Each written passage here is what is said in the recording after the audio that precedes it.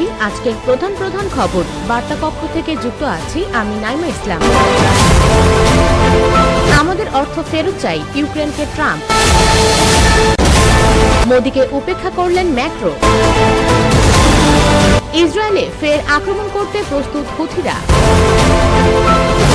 Horror comedy ইউনিভার্সের ৮ সিনেমাতেই থাকবেন ভূতনি শ্রদ্ধা।